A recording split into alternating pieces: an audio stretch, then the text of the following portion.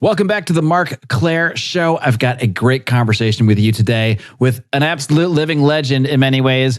Probably, if not the world's foremost expert on the Nephilim, L.A. Marzulli. He's a very in-demand man who was only able to give me an hour, so no smoke-filled room, no traditional smoke-filled room for premium subscribers, but I am going to have a very special smoke-filled room of my own with a special guest reacting to this interview. So still going to get some primo content. I want you to check it all out by heading over to marcclair.com is where you'll get all your options, whether it's Patreon, Rockfin, Subscribestar. You can now even become a member on YouTube, or you can even subscribe directly to the premium feed directly in your Apple Podcast feed. So I give you plenty of options. Some might say too many options, but I want to make it as convenient for you as possible. So whatever method works for you the best, check it out. You can find all the links there at marcclair.com, marcclair.com.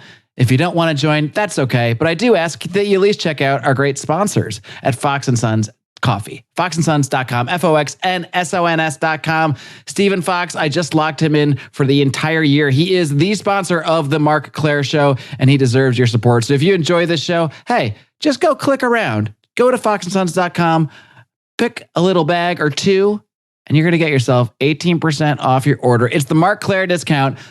Use discount code MCS at checkout, and you're going to get 18% off. I don't think that's a beatable deal. I challenge you to try either way. Steven's a great man with a great company, teaching his sons about entrepreneurship through this coffee company and delivering some incredibly high quality, fresh coffee beans at the same time. You got to check it out. My friends, enjoy today's conversation with L.A. Marzulli.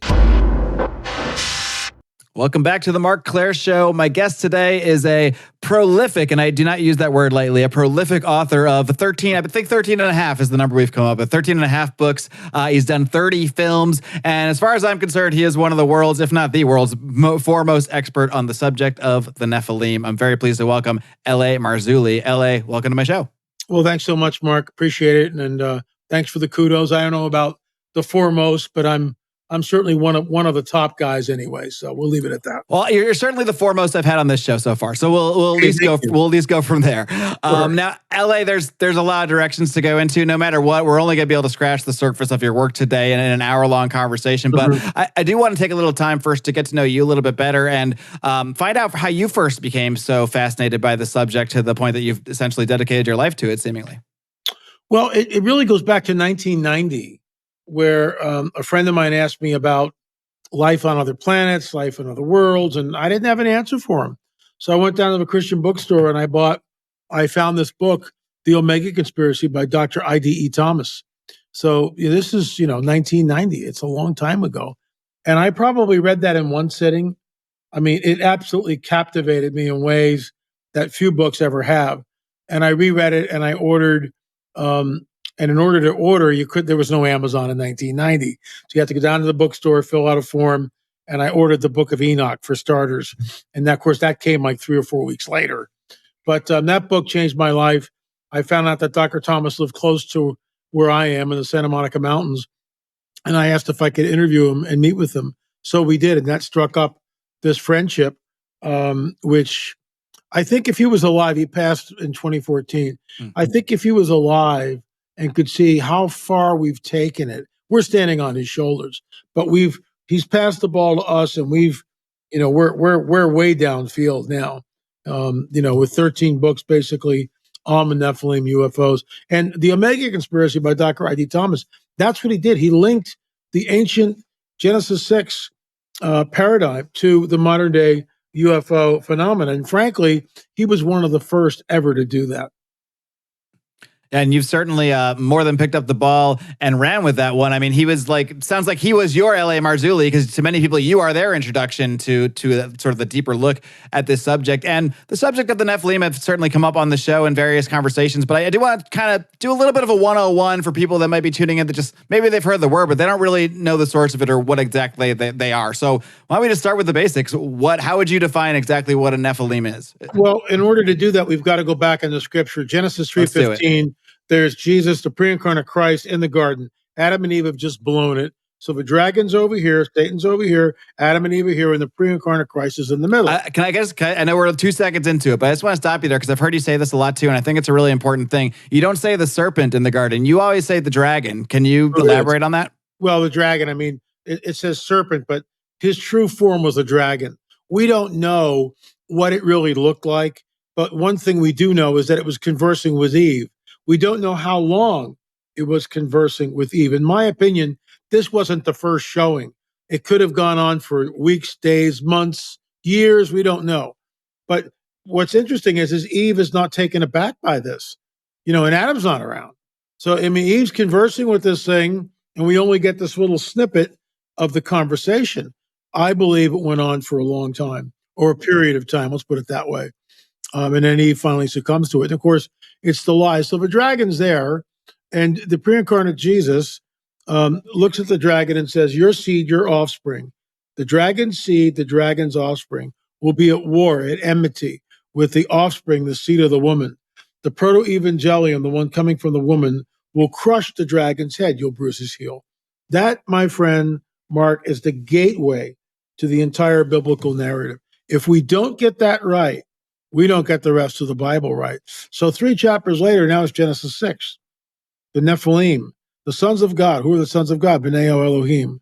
And these are the angels, the angelic host. These are the bad angels that have come down, the fallen ones. Read the book of Enoch, Semyazav, the ringleader. That's a whole other story. How the Nephilim returned after the flood, countermove, one of my books. So we know from a Genesis 6 narrative, the sons of God saw the daughters of men that they were fair, beautiful, and they took wives, plural. So there's no monogamy here. It's they're taking as many as they can. And they went into them and they had children by them. These were called the Nephilim. So you've got a fallen angel and an earthly woman, human woman, combining the seed, just like Genesis 3:15 tells us is going to happen, creating a hybrid being who is soulless. That's conjecture, in my opinion, but they're soulless. Only God can give a soul, and so they're soulless. And I've heard this jumping thousands of years, into the future where we are now. People who encounter the hybrids tell me it's like they have no soul, right? So, I mean, I'm just not pulling this out of my hat. This is based on decades and decades of research. I believe that the Nephilim were soulless, are soulless. And so Genesis 6, the offspring is there. I never understood why a loving, holy God would destroy the earth, except for Noah. 8 people basically get on the ark. That's the one that always got me as a kid. I was like, I don't know, man. This guy seems like he gets really pissed off. He gets really ticked off very easily. And I'm not sure I can trust him. But then once we factor in the Genesis 3:15 narrative, everything just becomes extremely clear. Extremely clear. So the Nephilim were on the earth in those days and also afterwards. When the sons of God, same exact thing. They do it over and over and over and over again until the cross. Then he changes his strategy. And this is where we are now in modernity. So the Nephilim were on the earth in those days and also afterwards. When the sons of God saw the daughters of men that they were beautiful, went into them and had children by them. Moses is writing this way over here, thousands of years after Genesis 6. Thousands of years. Moses is writing the Torah. Why wouldn't he just say the Nephilim were on the earth in those days, period, end? But he doesn't. He doesn't. And some people try to twist that, and also afterwards means in the same general time frame. I'm not buying that for a second. And the reason why they do that is because they can't get their head around the 2nd, 3rd, 4th, 5th, 6th incursion, because it's ongoing. Why do you think he confuses the language at the Tower of Babel? What about Abraham and the 5 kings? What about the destruction of Sodom and Gomorrah? Finally, with the conquest of Canaan, literally, it's the seed war on steroids, because you've got the 12 tribes of Israel. From that will be the seed of the woman. We don't know which one yet. God does, but the 12 tribes don't know where Messiah will come from. But the 12 tribes, the seed of Abraham, are there in the field of battle. And guess what? The seed of the dragon is on the field of battle. The Zanzamim, the Imams, the Anakim, the Nephilim, the Rephaim, they're all there. The Horites, Perizzites, they're all there. The Amorites, they're all there. And the seed war clashes on the field of battle. And what's interesting is Joshua and Caleb and the children of Israel, get this, never cleared out Gaza. They never did. They never took the land in Gaza. They never did that. I'll just leave it there. Okay, we can tie this into current events, certainly, in many ways. Many ways. Some of these may seem like basic questions, but I want to try to clarify some things again for people that might be being introduced to this for the first time. I'd be surprised if it was the first time if anybody listens to this show, but nonetheless, when we talk about sort of that initial creation of the Nephilim, when the fallen angels come into the fair maidens or what have you and create these monsters or whatever they may be, how just get me from point A to point B, because they're purely spiritual. Is that not correct in the beginning? No. So from the very beginning. Okay. So I mean, this is what people don't get. Right. You've got this truncated view of the Bible. Well, there's really no new UFOs. There's no nuts and bolts. There's really no craft. Fallen angels can't do this stuff. Really? Where does it say that? And if you hold to that paradigm, good luck, because you'll never figure anything else out. Okay. So you're saying they were physically incarnate creatures from the beginning. It was. The fallen angels come down. They absolutely have sex, coitus, with the women. It's physical. There's a word that the late Russ Dizdar taught me, metaschizmonosai, the ability to shapeshift into any form that they choose. We know this because the Bible tells us that, some of you have entertained angels. Well, what do you mean? Because they assumed a human form. When Abraham, the three men show up, they look like men, but they're not. And one of them is the pre-incarnate Christ. When Joshua sees the man holding the sword, which again is a Christophany, that is Jesus himself with a sword, are you for us or against us? Hey, pal, take off your sandals. This is holy ground. It's like, that's mind-boggling. That's not a phantom. It's not a ghost. When Jesus rises from the dead, what does he do? He comes through the wall. That's outrageous. But then touch me, feel me, look at me. Oh, and by the way, what do you guys got to eat? I'm really hungry. That's physical right there, for sure. All right, so take me from the time of Noah. Let's just focus on the flood for a second there, because I think there's a lot of people that might say, okay, well, these Nephilim, they were pretty bad. They were doing some bad stuff. Do we got to wipe everything out with the flood? So what was the purpose of the flood in terms of wiping out the Nephilim? And if that's the case, if these incursions are gonna happen again, doesn't God know these incursions are coming again? Why? What's the purpose of this other than to just continue this sort of cycle, which it seems like we're in? Why does God allow Auschwitz? Why does he allow Hamas to murder and torture and rape 1,200 people? Because we're in the protocols of a heavenly war, and those protocols are set in place, and they can't be moved. So either side cannot. If the fallen guys violate the protocols, which they do, and that's why when Jesus dies, where does he go? He goes to the lower parts of Tartarus. Who are there? The chained fallen angels. What are they doing there? That's from the flood. And from the second incursion, they crossed the line. There's a line that's there. We don't know exactly what it is, but we get a glimpse of it from the book of Enoch when Semyaza, the ringleader of all the fallen angels, 200 of them that descend on Mount Hermon. And I've been there. That place is freaky, okay? Mount Hermon, freaky place. Nimrod's castle, super freaky place. When you say freaky, does it give you a certain sort of feeling? It's a really weird deal. It's a really weird deal. This is where all the mischief started. This is Nephilim ground zero, just like Gilgal Raphaim. So Semyazi says, and this is what the Lord showed me this. I didn't, I'll tell you the story. Yeah, please. You see, this is the problem with these shows. I have an hour. We'll probably never get to the two new films, Roswell, which are out now. We can skip right to some of that stuff. I'm totally fine with that. Yeah. It's all good. But I mean, 30 films and 13 and a half books, where do you begin, right? Right. So you've asked a question and I need to follow up on it. Semyaza, who is the leader of the fallen angels, there's 200 of them that descend in the days of Jared on Mount Hermon.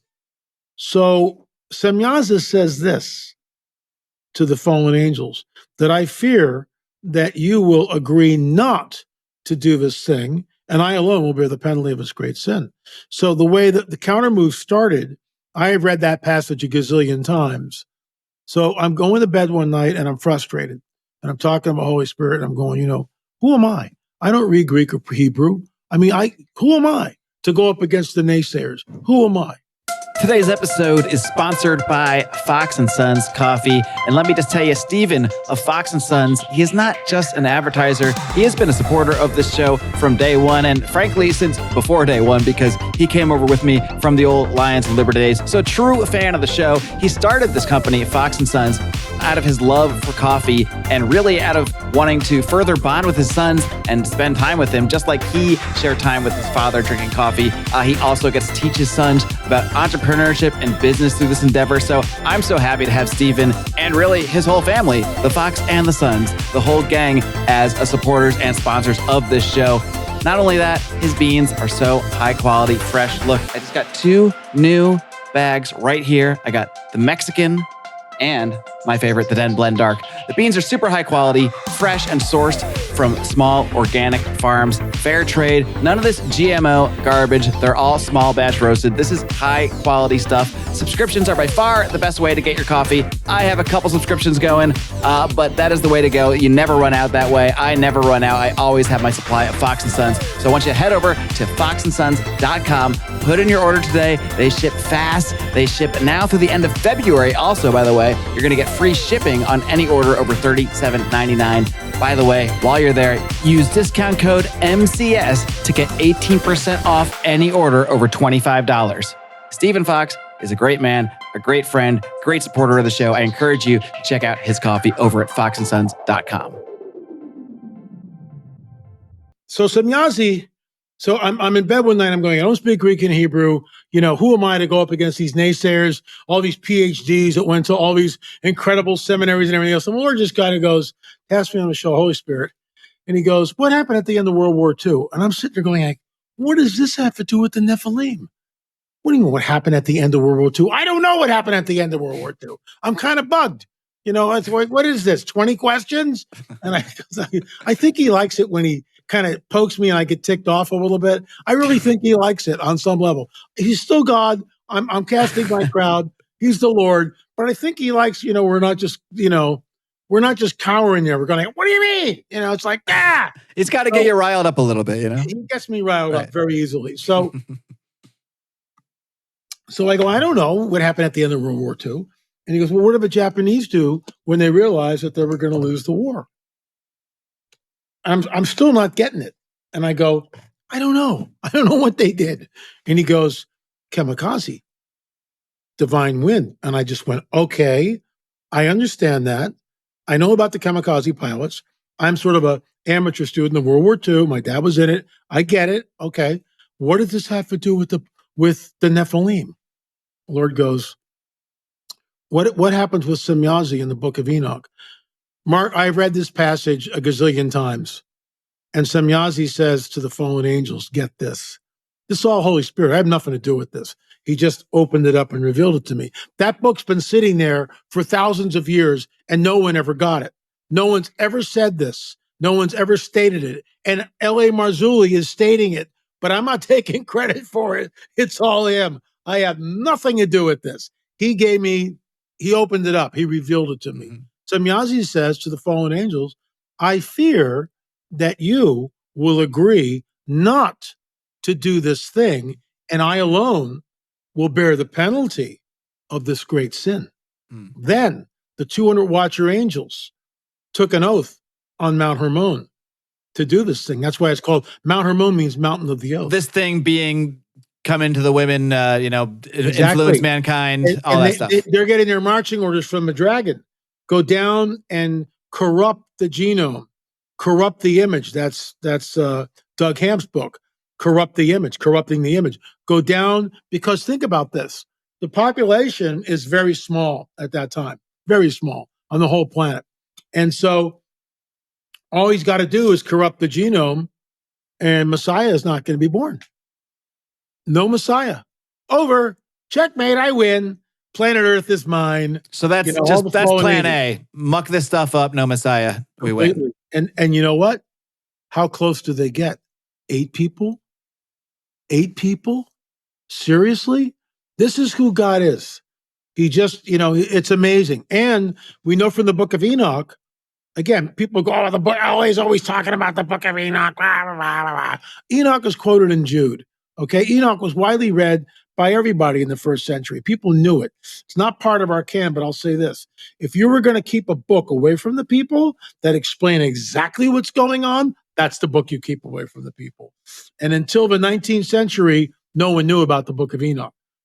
The Ethiopians did, but nobody else did. Hardly anybody else. R.H. Charles discovers the book of Enoch. The book of Enoch is a window into the antediluvian world. And so we know that the fallen angels, get this, sinned against the animal kingdom. What does that mean? Chimeras, centaurs, minotaurs, fauns, everything in Greek mythology is real. Guess what? I've had reports come over my desk from the Four Corners region more than once, seeing men and women, seeing centaurs, full-blown centaurs. These are from where, these reports? These are from the Four Corners area. Oh, here in the U.S. Southwest. Yeah, okay. In the Southwest. Gotcha. A very desolate, very weird place, lots of weird stuff going on there. Why are they lying? I don't know. They won't come on the record, and who can blame them? Go ahead. These chimeras, we talk about corrupting the genome. Do you think these were done in more of what we would now look at as like more of a scientific way, or is it just like with the humans? Are they having sex with these animals? It depends on who you talk to. Ken Johnson will say that they had laboratories and things of doing it that way. We can't go back. We don't know. A lot of this is speculation and informed speculation. Yeah. It's not either or. It's both and. They probably did some sort of a mixture. I mean, people copulate with animals now. I mean, right? And we all know how perverted that is. But, that's where we are. They did this. They corrupted the genome. And we're doing it today. This is why the Lord's got to come back. Because Jesus tells us it'll be like the days of Noah when he returns. Mark, we're in it up to our eyeballs, literally. We are in the days of Noah. They are creating chimeras. Make no mistake about it. They're doing it. They are walking amongst us. The hybrids are here. I mean, we have, an hour. I mean, it's like, And that's why people, Elliott's going to hawk his books and his DVDs. Okay, stay ignorant. I can't give them away for free, but there's so much information. 13 books, 30 films, ay chihuahua. Well, let's talk about where they are today, because there's not a lot of people that listen to this show are probably not as skeptical as the average man on this kind of thing. But for those that might be skeptical of this sort of thing, people that might say, well, if these chimeras are all around us, like, why don't I see them? Okay, why every report I see is of a weird creature is always this blurry, whatever. Where are these actual chimeras? What do they look like, or do they just blend in with us? Look, at some point in time, they will be released. The late Scott Carpenter and I did a show. And, Scott just passed away not too long ago.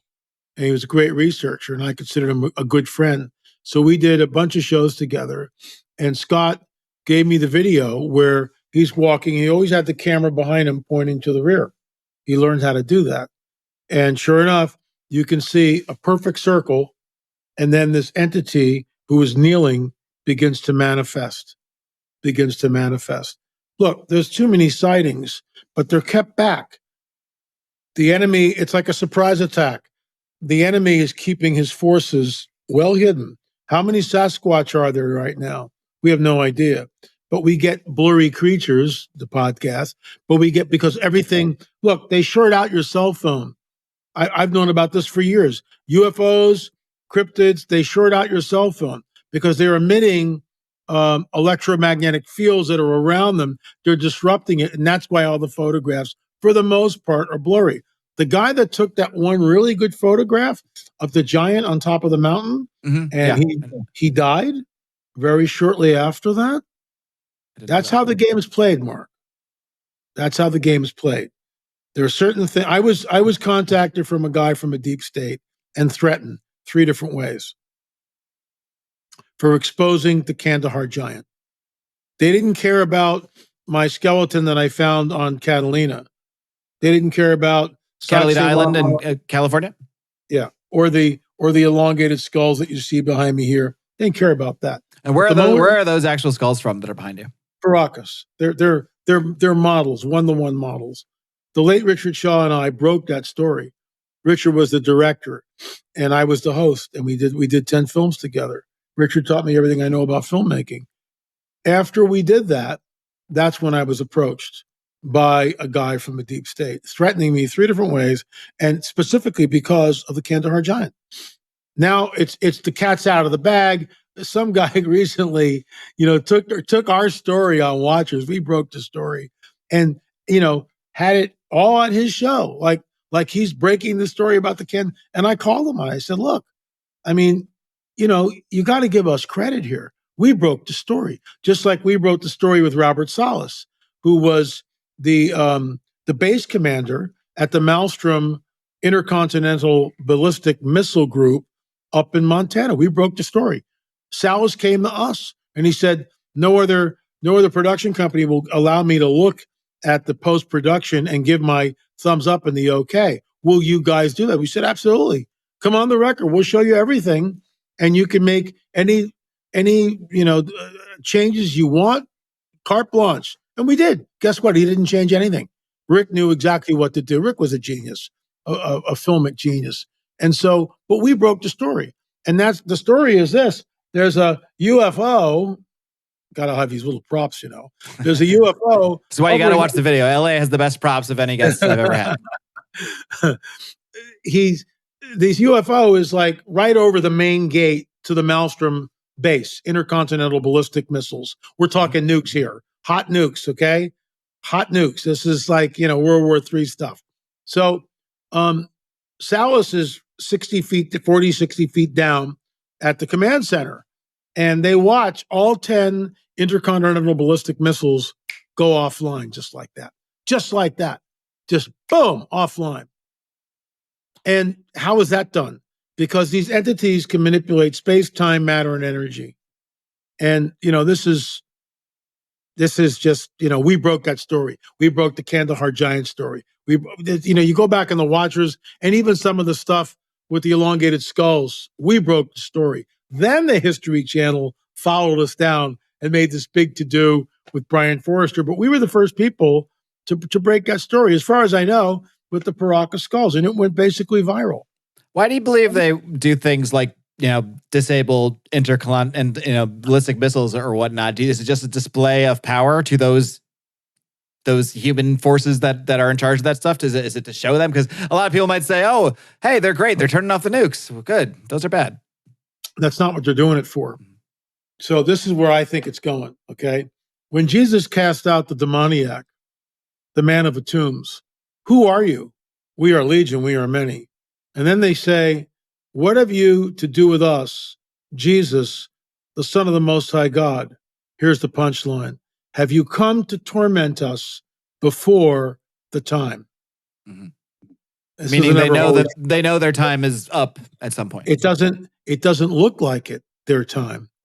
This isn't the time when they're about to go into the abyss. They know what it looks like. This isn't it 2,000 years ago.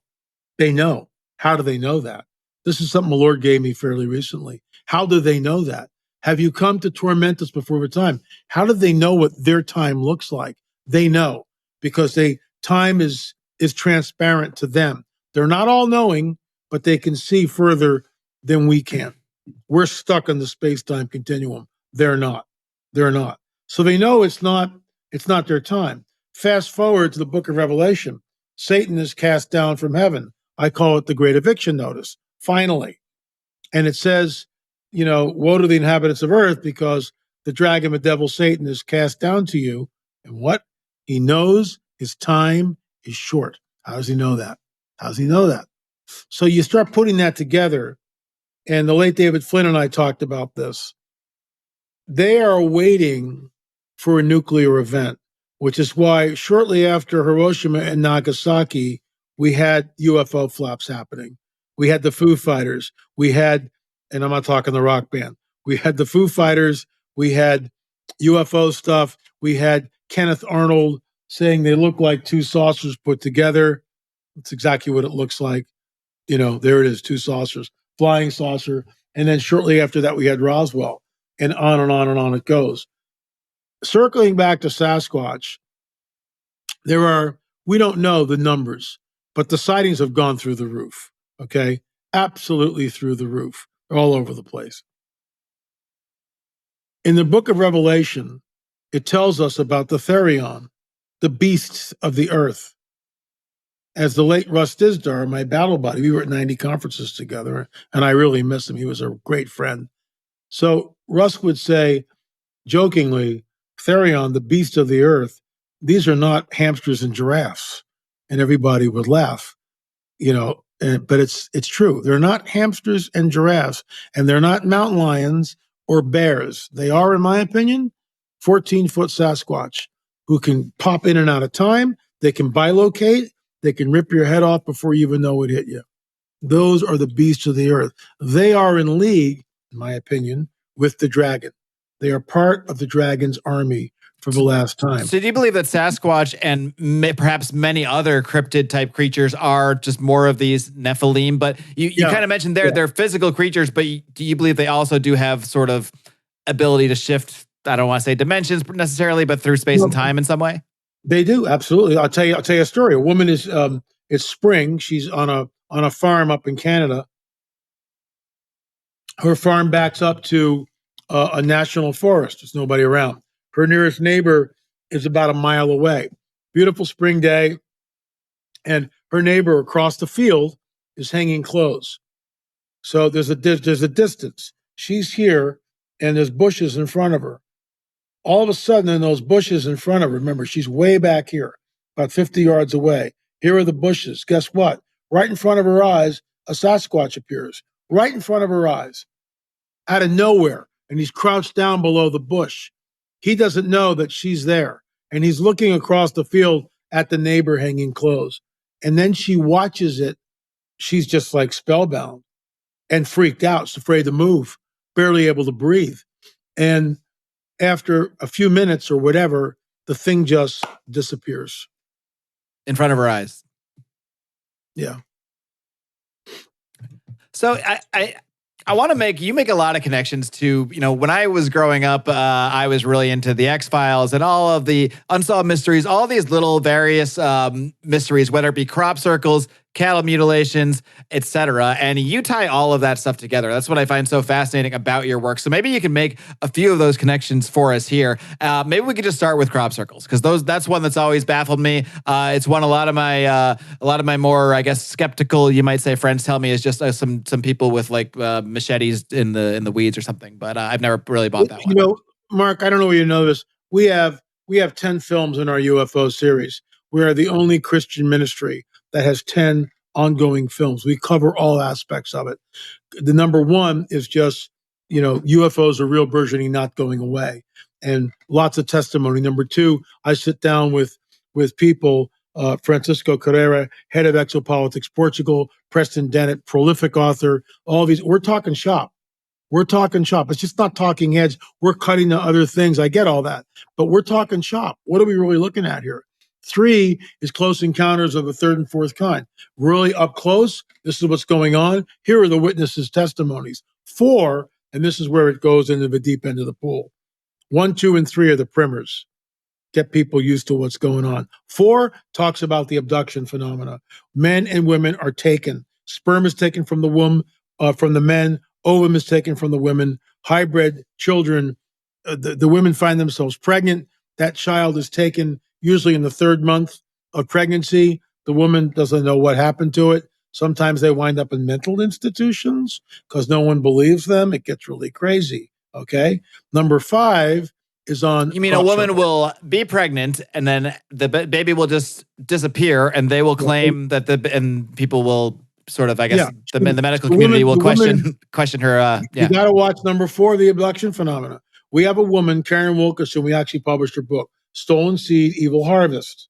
Stolen Seed, Evil Harvest. Books flying off the shelves here. The bottom line is this. She was abducted to the time she was 6 years old. She was impregnated by them 3 times. 3 times. They come and they take the baby from her.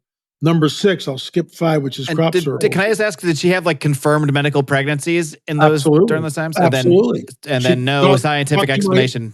Talk to my OBGYN. Okay. No fetal tissue, no heartbeat, no DNC necessary. When we go into cattle mutilations, which is number 6, very, very darkest film I've ever worked on. There was a lamb was mutilated in West Texas very recently. A friend of mine, I've been at his ranch, Mike Hamilton. I interviewed him yesterday. It'll air on Friday on my show. And we have all the pictures of typical perfect cattle mutilation. The whole jaw is exposed, no blood in the animal. The eye is cored out with surgical precision. The anus and sex organs cored out with perfect precision. Why are they doing this? Bovine blood, cow blood, animal blood can be used interchangeably in a human transfusion. Not too many people know about that. That's a medical fact. Didn't they use, I believe, and I could be wrong, and when in all these ancient writings about making homunculi, they, I believe, used pigs or cow blood as well. Mm-hmm. Exactly. It's interchangeable. It's interchangeable. So we may be the first, my business partner, Gil Zimmerman, and I, we may be the first people ever to connect that. We believe that the cattle mutilation does 2 things. It creates fear like crazy. It spreads all over the place. But the genetic material is used to create an artificial womb for the hybrids that are taken from the women who are re-abducted in the 3rd month of pregnancy. They can't, that fetus cannot live outside the womb. They place it right into an artificial womb. And they can't let it just come to term in the regular woman. No, they can't for obvious reasons. Yeah. So answer me this then. When they are abducted and inseminated, what are they inseminated with? Is that just Nephilim semen, I guess? Or you're asking a question that I'm asking a medical question that maybe you don't have all the details on, but right. I mean, it's like, I'm here with Beelzebub, and we're asking Beelzebub some questions. Thank you for coming on the record. Really appreciate it. So how does all this work? I mean, Oh, I'm glad you asked, actually. Let me show you the, let me just open this cabinet. Okay. And I've got a PowerPoint presentation. I guess I'm just more curious what you think about it than the facts on that matter. I think that this is a very complex phenomenon. I think the hybrids sometimes rape the women. I think sometimes they can be artificially inseminated. I think other times, for instance, Karen had a handler from the time she was 6 years old. So when she was older, it always appeared as a very good-looking human being. But then it would shift into a reptilian. That reptilian entity raped her when she was older. She writes about this in the book. This is not for the faint of heart. It's the deep end of the pool. But this is why, if we don't get Genesis 3:15 correct, when we start talking about this, we go, oh my gosh, what's going on? Why do you think the Most High God, El Elyon, the Most High God says to the children of Israel, wipe them all out. Men, women, children, animals, everything. Why does he say that? And unless you know Genesis 3:15, you can tap dance around that till the cows come home. That's genocide. The moment we plug in Genesis 3:15, these are Nephilim tribes. They are hybrid entities. They are genetic abominations to the Lord because he did not create them. And this is why that mandate, and they are soulless. Why didn't they just tell me this in Hebrew school? It would have all made a lot more sense. Maybe it's just too dark, they think, for the kids, but I would at least I understand. They would, okay. Look, I learned about the seed war from Gary Stearman. Gary Stearman taught us at the Nephilim Mounds conference years ago. And we all sat there with our jaws on the ground. I knew Genesis 6. Dr. I.D.E. Thomas knew Genesis 6, but no one took the step backwards. The only person I ever got it from was Gary Stearman. And I just sat there and went, oh my gosh, it explains everything. There's the seed war. It's all about the seed, which is the title of Gary Stearman's presentation. I'm standing on his shoulders. I owe a great debt to Gary because he's the one that unpacked that, illuminated it, revealed it to all of us. That is the gateway. The gateway to the entire biblical narrative is Genesis 3:15. If you don't understand it, you can go to Hebrew school to the second coming and you'll never understand what you're looking at. And then you leave just thinking God's a big, a bit of a hothead. Yeah, he's genocidal, he's maniacal, he's capricious. And this is why someone like Richard Dawkins can just tear apart the Christians because they have no defense, and he'll say in his very effete way, well, the God of the Bible is what he is, isn't he? He's maniacal. He's capricious. He favors one tribe in front of another. I know we were getting impressions today. This is great. Right. Thank you very much. Yeah, but that's what he would say. Well, Rich, come over here. I'll tell you all about it. Let's go have a pint, as they say, over in your neck of the woods across the pond, and we'll sit down and talk mano a mano. You don't understand the biblical narrative. You don't understand Genesis 3:15. So, of course, when you get to the promised land, it is genocide. I thought that 44 years ago when I came across the line and gave my life to the Lord. I went, just like you said, this guy's a real hothead. I'm not sure. Jesus, I get. This other guy, it's like, whoa, right? And that's how it seemed until I read Dr. I.D.E. Thomas's book, circling back to that. I'm somewhat in jest, but honestly, growing up, I think for a long time, I didn't really vibe with religion because of things like that were never explained to me in a way. And I don't know if it would have made sense to explain to 8-year-old Marc, look, hey, there's these demons and Nephilim, but I don't know. It would have made more sense to me than just thinking God just wiped out a bunch of people because he didn't really like how they were partying or whatever it is. Yeah. Like I said, if you were going to keep one thing away from the people, that's what you keep. And it's not taught in seminary, as you know. It's not taught. And I was on the phone.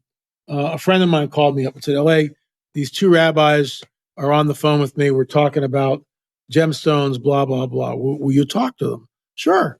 So I'm on a call. There's 4 of us on the call, and we were talking about gemstones. So after that, one thing led to another, and I started talking about Genesis 3:15 and the Nephilim. They were blown away. These are rabbis. They had no idea. No idea. I mean, if you're going to hide something, if you're going to hide the whole plan, which they've done really well, by the way, from the church and from Israel, that's what you hide. Because without that, you don't know what's going on. You have no idea what's going on. None. Sorry. You don't know. It sets up the rest of the biblical narrative. In my opinion, it's the gateway to everything, Genesis 3:15. I think we diverted away a little bit when we were talking about the cattle mutilations, but I do want to circle back. Crop circles. The crop circles, exactly. Okay. In our 5th film is on crop circles. And we show all the different circles, the complexity, the complex geometry, all that. Then we show the hoaxers. Then we show orbs in the field, which are making the crop circles. But then we go to Ohio. And we got the still footage and all the footage of this crop circle from, I just can't think of his name. It'll come in a minute. But he was kind enough to let us use those pictures. He's a crop circle researcher. But that crop circle is not in a little field of, rapeseed or wheat 3 feet high. It's in a field of standing corn 8 feet tall. You can't make a crop circle in a standing field of corn that's 8 feet tall. You can't do it. And the stalks are not broken. They are bent. And they are woven. They are woven like this together. It's all in the film. And that's why we chose it. That crop circle appeared right before the very first Nephilim Mounds Conference in Ohio, which for the first time in history came up with a different paradigm to who created these mounds in Ohio and elsewhere, not Native Americans. No way. Now, if I say that, immediately I'm accused of being a racist. Of course, right. Well, yeah, of course. Why don't we just put the label over the side? I know that makes you feel better, but let's sit down and talk about this. If Native Americans had advanced geometry, then why isn't this written down on a buffalo skin someplace or a deer hide? Why wasn't advanced geometry and knowledge of an 18.5%, solar calendar, 18.5 year lunar calendar, the Metonic cycle? They didn't know about that. No tribe knew about it. This is something else. But they don't want to admit that, because the moment they admit that, then all of a sudden the whole biblical narrative comes looming into the picture. It changes history as we know it. That's why they hate me so much. That's why they come against me, because I believe we've proven without a doubt, and wait till you see the other 2 films that will be released sometime this year. We spent about a week in Ohio filming with a team of people. And I think once this comes out, we will show beyond the shadow of a doubt that we are looking at the fingerprints of a supernatural. Human beings did not create the Great Circle Mound or the Octagon Mound. Human beings were involved, but the leadership there was something else. Fallen angel technology, Fritz Zimmerman's book, right? The Nephilim Chronicles, Fallen Angels in the Ohio Valley. That book changed my life years ago. And Fritz and I have done a bunch of films on the On the Trail of a Nephilim series. We'll be meeting at America Stonehenge in the fall to film again. It's really interesting that all this is coming out at a time where the work of Graham Hancock is getting a lot more popular, where, I mean, his book is called Fingerprint of the Gods, but in the end, he really says that, well, these are just ancient humans, basically, that were more advanced than we realized. But you would say, no, they certainly weren't humans, or maybe there was some human DNA mixed in there. He's a real smart guy, and I read his book before I knew anything about all this stuff. But we differ. He doesn't believe in giants. He doesn't believe in the supernatural, and I'm a frank supernaturalist. You know, Graham, the machines that cut the stones of Sacsayhuaman are no longer here. We don't know how it was done. Conjecture, no one knows. No one knows how you move 80-ton stones and place them perfectly, polygonal shapes, and on it goes. Where did the knowledge of an 18.5-year metonic cycle come from? It comes from the fallen angel Sariel, who showed the course of the moon to human beings. It was just given to us. Who's Sariel? He's a fallen angel. How do I know about the Book of Enoch tells us? But Graham just goes, nope. And he's got a very, in my opinion, he's not here to defend himself. Maybe he would say something different. I don't know. But it seems to me, from my vantage point, and Graham, if I'm wrong, please forgive me, but Mr. Hancock has a very anti-Christian bias. Mm-hmm. And so, as do many of the New Agers and other researchers. And with that anti-Christian bias, they will never, ever in a million years get to the truth. Now, I realize that some people go, LA, that's the most arrogant statement I've ever heard in my life. Well, once we plug in the fallen angels, everything just like a set of dominoes. Click, click, click, click, click, click, click. There it is. I'm sure you get all the time that, like, oh, L.A. Marzulli makes a lot of sense. He makes all these connections. If he would just let all this Bible stuff go, these are obviously the aliens doing all this. I mean, I'm sure you get that kind of thing. See, that's what they say. And, when I'm speaking I've been maligned and badmouthed and all sorts of stuff at New Age conferences. I'm very selective where I go now because I don't want to spend a weekend with a bunch of people who think I got four heads. I just won't do it anymore. Last one we did was last year. And I was ostracized by some of the other speakers. I mean, there's no doubt about that. I'm 73 years old. I'm a big guy and I can handle myself. So, I mean, it is what it is. You can think what you want. Good luck with that. And, in the end, we'll know where the truth lies. We will know. It will become very evident. Back on the crop circles, though. What I really want to get to on the crop circles is, what do you believe the purpose of them is? Is it some kind of communication for them, or is it some way they are communicating to us? Or for example, like that, what you just talked about, that crop circle appearing before your conference, that almost feels like a message to you guys. Maybe I don't know how you see that. It was a signal. They knew what we were up to, and that's why it's the second largest crop circle in the United States. It's huge. In a field of 8-foot corn, you can't make a crop circle like that. So it's deliberate, because what this does is it shows that they move and can do whatever they want with impunity. No one's going, hey, what are you guys doing in my field? That's not happening. It's not happening at all. Get chased away with a pitchfork or something. They do what they want to do. And it's a signal. It's a signal. It's like, bad cop, good cop. So, they must be benevolent. Look how beautiful this formation is. You do see a lot of that talk in like the more new agey. I know. Oh, there's our space brothers. The geometrical beauty of the crop circles. That's what they do. Mm-hmm. But you guys aren't getting it. You're not just crop circles, cattle mutilations, abductions, implants. We've covered all that. We've covered it all. One thing I want to circle back to, you mentioned, post World War II, and it is a pretty wild time for all this stuff. And I'm just curious your thoughts on how a number of events seem to happen maybe in the exact same year, I want to say. Roswell, as you mentioned, also the Dead Sea Scrolls are discovered around the same time. Very interestingly enough, is considering all the connections you make. Israel becomes a nation. Israel becomes a nation. I believe the Babylon working rituals of Aleister Crowley may have been that same year. If not, it was around that same time. Around the same time, correct. Trinity test as well, I believe, was right around there. Yeah, So in this the is, Age. I gotta think, and you probably agree, these are not all coincidences that all No, these they're events not. are happening at the same time. Absolutely not. And this is why we are in the days of Noah. He's got to return soon, in my opinion. It's just look at what's going on in Israel now.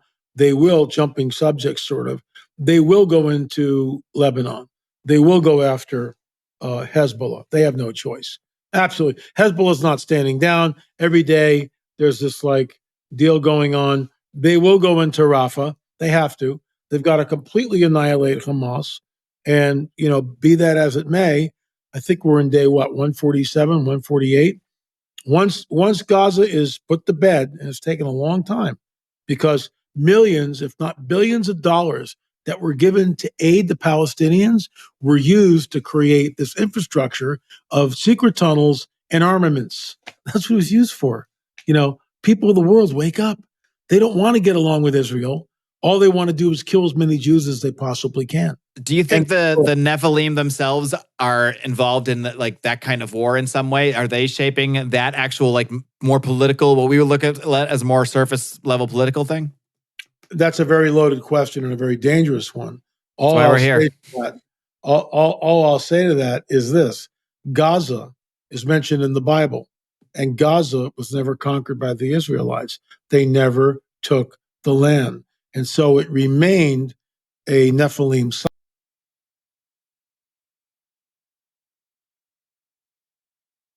That area. Interesting. We have about 10 more minutes or so there's a couple of things I want to touch on further. You mentioned the multiple incursions. I think you said we're in the fourth or fifth incursion. So obviously the one was that initial one described in the Book of Enoch. So what are some of the other incursions, and when does our current iteration start? How do you sort of differentiate those? Well, the first incursion obviously is the Genesis 6 incursion. Okay, right. Okay. The flood. Mm-hmm. Right after that, the Tower of Babel. Nimrod becomes Geborim. So there's something going on there. We're not exactly sure what it is. I wrote in the book, The Cosmic Chess Match, that Nimrod becomes Geborim through ritualistic sex magic. The next thing we do is we see Abraham and the 4 or 5 kings. They're going at it. Who are those kings? They're Nephilim. That's who they are. Finally, we get to the destruction of Sodom and Gomorrah. Who's there? Book of Jude tells us exactly who they are. The angels of heaven lusted after them and went after what? Strange flesh. They are Nephilim. And every time a Nephilim are there, the judgment's always the same. There's no grace and mercy. Lot is a type of rapture. Noah is a type of rapture. The judgment doesn't come down until Noah is sealed in the ark. The judgment on Sodom and Gomorrah doesn't come down until Lot is removed. Judgment doesn't happen. Same thing with us. We're not going to start the tribulation until the church is taken up. We are Lot. We are Noah. We are living in the days of Noah, like the days of Noah. And then finally, the Nephilim are all over the place after that in the Promised Land. I mean, all the tribes are there, for crying out loud. Do a study. There's a book by Gary Wayne coming out. I can't wait till he comes out with it. And Gary is a different ministry than I have. We're both in the same field, but I'm out in the field.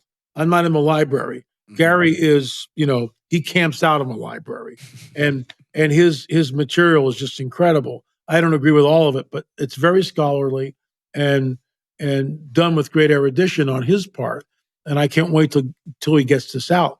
But he's done a deep dive on the tribes that were in the Levant, that were in the Promised Land before the conquest. You see, if it's not Genesis 3:15, if it's not the culmination of a seed war, then it's genocide. I mean, there's no way around it. We can tell, their sin was so bad and we had to kill them all. Really? Really? You're not buying that for a second, I hope. But see, that's right. I mean, we're all sinners. So, I mean, if that's all it takes, we'll have a firing squad in the circle. Let's fire, So, not again, God. All right. Yeah, people don't get it. Genesis 3:15, I'll say it again, is the gateway to the biblical prophetic narrative.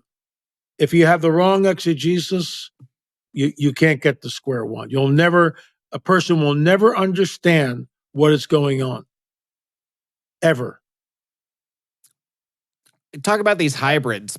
what is the greater purpose other than just they feel like procreating and creating more beastly, weird things to haunt the world? What is the greater purpose of the creation of all these hybrids, that they go through all this trouble of abducting someone, impregnating him with whatever, coming back at 3 months later? What is this all leading to?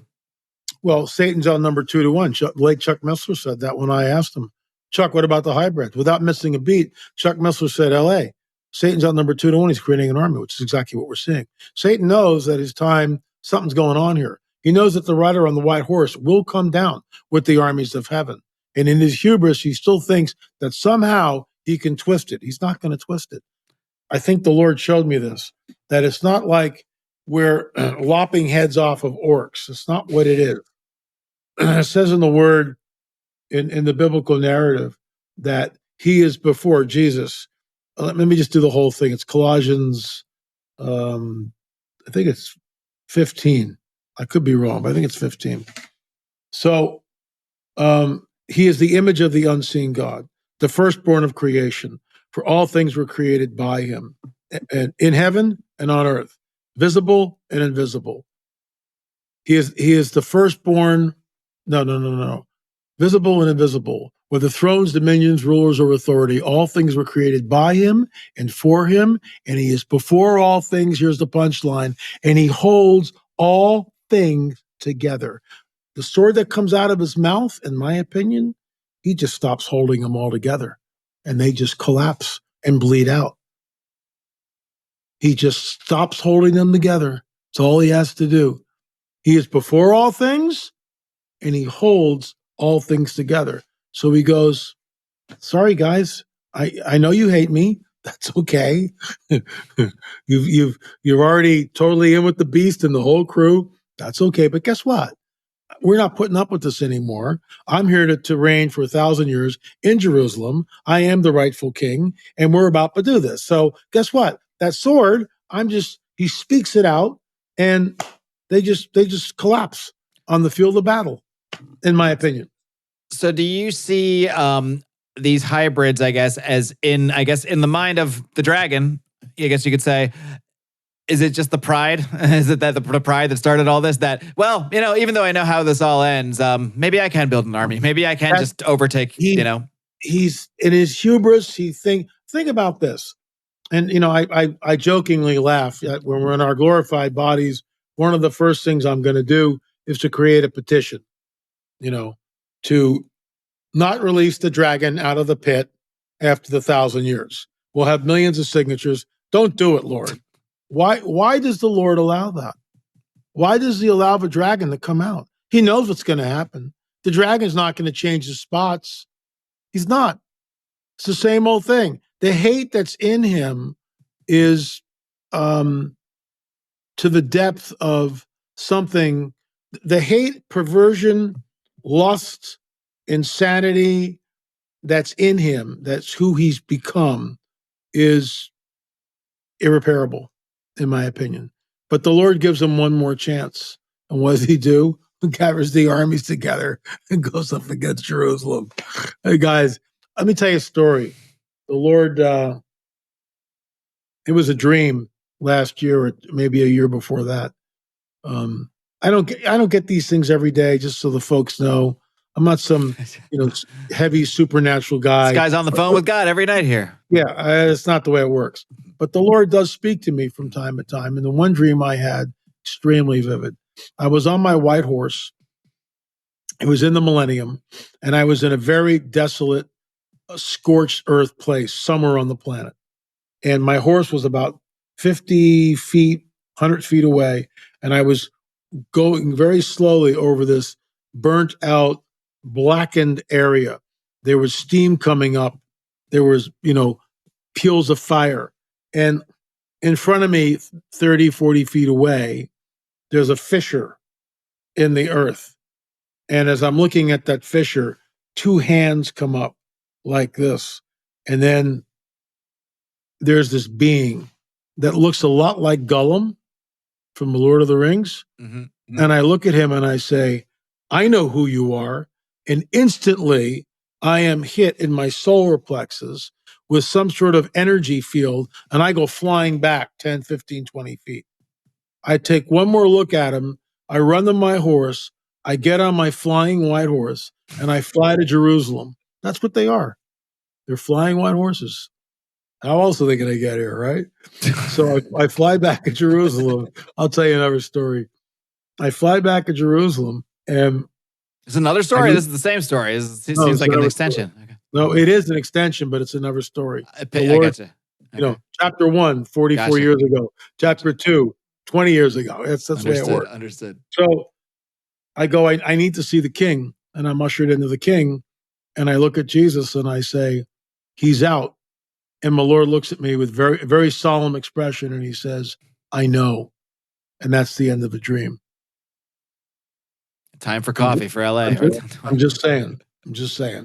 Well, LA, I think a couple wild, flying horse dream stories is about as good a way to wrap things up as I can imagine. I of course, could ask you 10,000 more questions and we could spend, yes, I got the fireworks. That's fantastic. I was really hoping you'd come with the special effects. There you go. Again, you got to watch the video. Not only does LA have props, he's got special effects, he's got everything. But LA, as I said, we could go on for thousands of hours, but you already have gone on for thousands of hours, you could say, in various formats, your books, your films, that way. So why don't you just give everybody the roundabout? Hopefully this has whet their appetite on the type of work that you do, and they can go off to the races from here. So send them down the right track.